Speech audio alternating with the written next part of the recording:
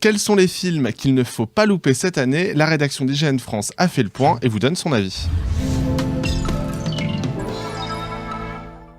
Pour notre premier Argeekno de l'année, on va parler cinéma et on va vous donner notre top 3 personnel des films qu'on attend le plus cette année. Je me tourne en premier vers Vincent. Alors Vincent, quel est le premier film que tu attends cette année ? Alors j'attends beaucoup La forme de l'eau de Shape of Water. C'est le nouveau film de Guillermo del Toro. Donc il a été récompensé justement Guillermo del Toro par le Golden Globes du meilleur réalisateur pour ce film. Donc de quoi ça parle ? C'est une concierge qui travaille dans un laboratoire pendant la guerre froide qui va en fait rencontrer un homme tétard, enfin un homme amphibien, voilà, qui rappelle un peu la créature amphibie pareil dans Hellboy. D'ailleurs, c'est le même acteur qui joue les deux personnages. Et donc en fait, elle va tomber amoureuse de de cet être étrange et elle va essayer de le libérer de ce laboratoire qui fait des expériences sur lui et qui voudrait en fait l'utiliser forcément pendant la guerre froide comme une arme contre les communistes de l'URSS. Et franchement, c'est l'un des Guillermo del Toro que j'attends le plus depuis un bail parce que Pacific Rim, il m'avait pas du tout emballé et Crimson Peak encore moins. C'était vraiment pas forcément. Je trouve que voilà, qui retourne à ses amours qui sont les monstres, vraiment, mais les vrais monstres, tu vois, pas des trucs géants à la Godzilla. Vraiment ceux qui sont un petit côté humain, mais qui donnent à réfléchir, que ce soit quand par exemple dans le labyrinthe de Pan. Je pense qu'il y a vraiment quelque chose de sympa derrière ce film et je l'attends vraiment avec impatience. Et ça sort le 21 février prochain.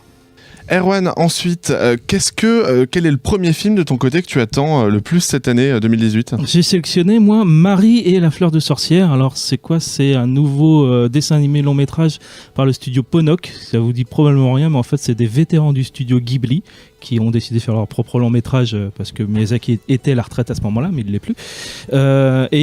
Voilà, donc ils vont faire leur premier long métrage qui est une petite fille dans un univers onirique qui fait un voyage où elle va ça ressemble beaucoup au film de Ghibli. Hein. Ça ressemble beaucoup à du Ghibli, ça c'est copier-coller, mais bon, c'est ce qu'ils faisaient avant.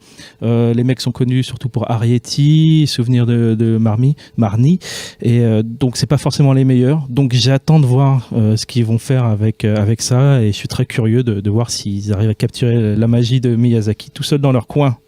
Et ben d'ailleurs, moi, tout seul dans mon coin, je vais attendre patiemment le film Tomb Raider qui sort le 14 mars prochain. Alors, je l'attends pas parce que il me hype totalement. C'est pas un film qui me hype, mais je me dis, je suis très curieux de savoir ce que peut valoir cette adaptation a priori du premier jeu, donc des origines de Lara Croft. Alicia Vikander dans la première bande-annonce a l'air d'être globalement convaincant, donc on verra ça. J'ai quand même un petit peu peur du nanar annoncé. Voilà, on verra bien. Et c'est pour ça pourrait être une bonne surprise. Je l'attends pas outre mesure, c'est plus par curiosité que j'ai envie de le voir. Donc voilà, bientôt le verdict du coup sur IGN. Vincent, à ton tour pour ton deuxième film de ton top 3. Un deuxième film 100% geek, c'est Ready Player One. Ah oui, là effectivement, oui. C'est adapté du livre d'Ernest Cline. Donc ça se passe dans un monde virtuel où tout est possible en fait.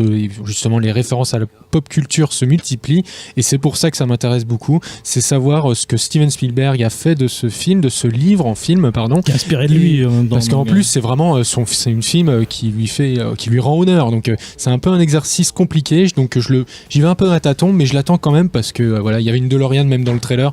Et moi, en tant que fan de Retour vers le futur, ça me suffit. Donc je l'attends vraiment beaucoup. Et toi, Erwan, quel est ton deuxième... Bon, on passe chez Disney du coup là. C'est vrai, mais c'est facile de passer chez Disney. Disney a tout maintenant. Pas encore tout à fait d'ailleurs. Bon là c'est simple, c'est Deadpool 2. Hein, voilà, j'ai aimé le premier, j'ai envie de voir le deuxième, j'ai envie de gags salaces, de violence extrême, de quatrième mur explosé. Donc j'ai envie de tout ça et je suis très content qu'il revienne cette année et j'irai le voir. Voilà. On va rester chez Disney, mais là c'est vraiment du Disney. Du coup, c'est un raccourci dans le temps qui sort le 14 mars également, comme Tomb Raider, ce sera probablement mieux d'ailleurs, hein, sans trop m'avancer. Du coup, donc c'est adapté aussi d'un best-seller américain. C'est avec notamment Oprah Winfrey et Reese Witherspoon. Alors, c'est un film que j'attends parce que du coup, c'est un peu dans la même thématique que Tomorrowland, qui était sorti il y a 2-3 ans, qui n'était pas fameux, mais là voilà, c'est suffisamment rare que Disney sorte des films qui ne soient pas basés sur des licences à eux. pour ne pas le noter. Et justement, celui-là arrive le 14 mars prochain. Donc voilà, à voir. En tout cas, les bandes annonces donnent quelque chose de très sympathique. Donc à voir effectivement si ça arrive à me convaincre, ou si par exemple ça part en vrille comme Tron Legacy ou ça reste du Disney, hein, ça reste d'être très carré. On verra. Moi, je me dis là, en plus c'est que des héroïnes dans ce film. Voilà, c'est déjà quand même pas mal. quelque chose de pas mal. Et alors, Vincent, moi, tu parles beaucoup, mais tu quittes Disney. Tu oses quitter Disney. Je quitte le pays des bisounours parce que là, trop de fleurs bleues de votre côté. Deadpool, c'est fleurs bleues. Oui, c'est fleurs bleues. Okay. C'est Chimichanga, moi ça me plaît. Non, c'est les Nouveaux Mutants.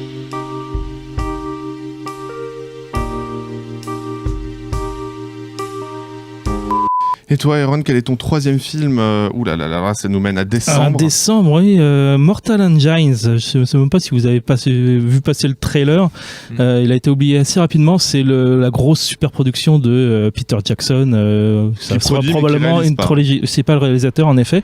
Et c'est basé sur une saga en livre que j'ai pas lu.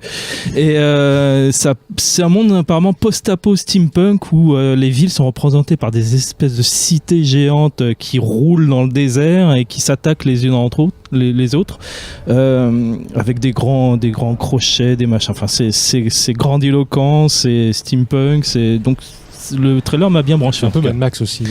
C'est entre Mad Max et du Ghibli, quoi, quelque part. C'est bizarre. Moi, ça me botte. Pour terminer de mon côté, j'attends parce que ça sort. En même temps, ça sort le jour de mon anniversaire. Alors, je pense qu'il y a un espèce de lien. Faudrait que je l'oublie alors. Donc, ça sort le 19 décembre et c'est le retour de Mary Poppins. Eh oui, c'est encore un film de Disney d'ailleurs. Donc, c'est la suite évidemment du film des années 60-70. Oh, non, 60. Je sais plus exactement. C'est vieux. Donc là, c'est Emily Blunt qui campe le personnage de Mary Poppins. Ça se passe je crois que ça se passe une vingtaine d'années après le premier film, alors que les deux enfants qu'on avait croisés dans le premier sont devenus adultes. Et en fait, Mary Poppins revient alors que le monde est un peu enfin en tout cas leur monde à eux est un peu en pleine débâcle. Il y a des attaques terroristes, pas encore parce que ça se passe dans les années 30. Réchauffement climatique. C'est ça. Il n'y a pas encore Donald Trump et justement il y a tout part à volo et justement Mary Poppins revient pour essayer de rétablir les choses, sauver le monde. C'est ça, fait sauver vachement le monde. Jésus le retour. C'est ça. Mais parce que Mary Poppins était le Jésus des années 70, vous ne l'avez juste pas compris. Voilà, en tout cas, effectivement, il n'y a pas Star Wars. Non, voilà, le solo. On va le voir. De toute façon, on va le voir obligé. Donc. Ouais, c'est vrai que c'est un peu le film. Et Avengers aussi. Et Avengers, effectivement. Mais pareil, c'est le rendez-vous assuré. Donc. Solo, je sais pas si ça sera incontournable, effectivement, parce que les nouvelles sont pas très bonnes. Allez, c'est bon. Alors voilà, moi je serais du genre pessimiste. Mais Avengers, bon voilà, c'est un film Marvel, pardon, donc on va pas bouder notre plaisir. Voilà, si de votre côté, vous êtes d'accord avec nous dans nos différents tops, n'hésitez pas à donner votre avis dans les commentaires sous cette vidéo, également à partager cette vidéo sur les réseaux sociaux, à mettre un petit pouce bleu parce que c'est à la mode. On se retrouve bientôt sur IGN. Salut à tous.